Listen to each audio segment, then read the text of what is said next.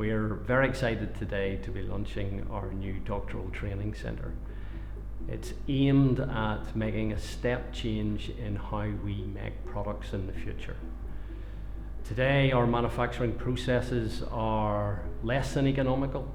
They are not sustainable with the requirements for lots of human capital, with lots of resources.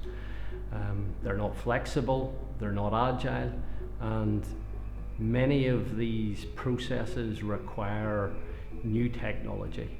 And there is new technology out there that can make a big difference, but those technologies sit in other disciplines. They sit in computer science, they sit in electronics and electrical themes. And we need to bring together those two worlds to make products of the future. When we talk to industry about their needs, they align exactly with this. They need engineers that are capable of understanding very complex data, but also very complex products and processes. So, as part of the DTP, we want to enable students to acquire the necessary breadth of knowledge across mechanical subjects and electrical and computer science subjects to solve some of these really significant challenges. I chose to do a PhD because I spent a year in industry working as part of a research and development team, and a lot of the people that I was working with had PhD qualifications. So I kind of quickly realised that if I wanted to kind of progress my career in the way that I wanted to, that I would need to gain further qualifications either now or further on.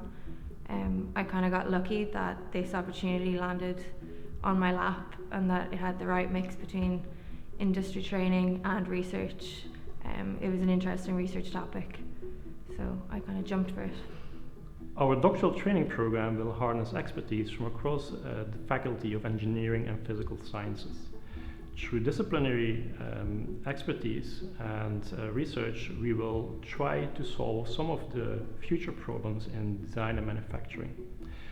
Through this research program, we will develop PhD students who become industry-conscious thinkers and leaders in their areas, and who will shape and lead the future roadmaps in design and manufacturing. They will become knowledgeable in both information technology, computer science, and design and manufacturing. And they will be supported in their development by the award-winning Queen's Graduate School, who will deliver a bespoke training program in transferable skills. The structured training program that I'm on at the moment, we collectively meet every 3 months or so. And it allows you with a PhD, even though it's great that you have kind of ownership of your project and you can kind of steer it in any direction you choose, you can kind of become kind of narrowed focused into quite niche areas pretty quickly. So it's really nice to be able to broaden out your scope of your project and discuss it and form new ideas with different people.